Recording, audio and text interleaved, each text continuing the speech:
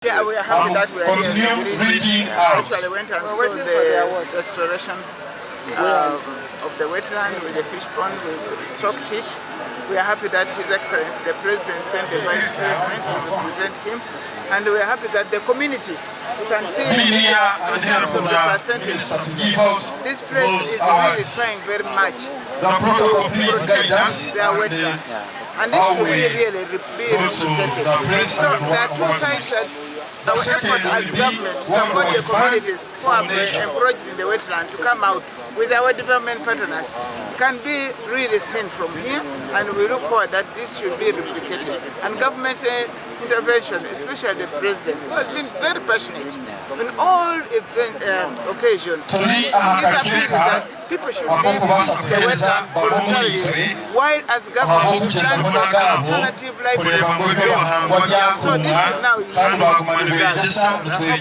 with our development partners, we have a bigger population leaving the wetland, restoring it because of the value of the wetland, both economical, social, and ecological. Here today, we are at Rubirizi Katerera to celebrate World Wetlands Day, which is an international day done all over the world, and Uganda also does this. This began in 1973 with the Ramsar Convention.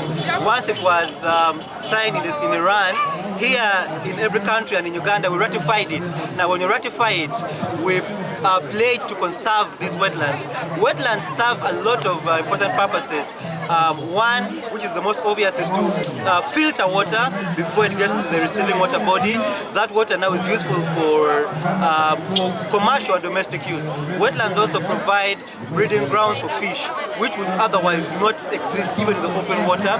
Wetlands provide a myriad of activities, including direct ones like collection of building materials like sand, reeds for crafts, and traditionally they've always held a cultural heritage. So for us as Uganda, we are conserving wetlands, as with every other natural resource, for posterity, so that we can use the resources to benefit ourselves, but also to be able to preserve them for the future generations to derive the same benefits as we do. And we do that through wise use, and today is a day to celebrate that, to spread awareness, and to ensure that these wetlands are managed by the people. As a country, Uganda, we have, this is the 37th celebration when we mark the World Wetlands Day.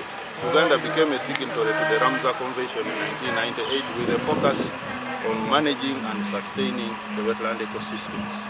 As a country, I must say that we have made positive strides in terms of recovering the wetland cover in the country, which had been declining from 15.6 in 1994 to the current rate now to 9.3. We now have strategies that we have put in place as a ministry and as government, and one of them is that we have gazetted all wetlands in Uganda. A total of 8,614 wetlands have been gazetted entirely in the whole country. As a ministry, we have also developed, and the cabinet has approved, the Environment and Natural Resource Wetland Restoration Plan, 10-year strategic plan, which we are now implementing to ensure that we recover all the wetland ecosystems.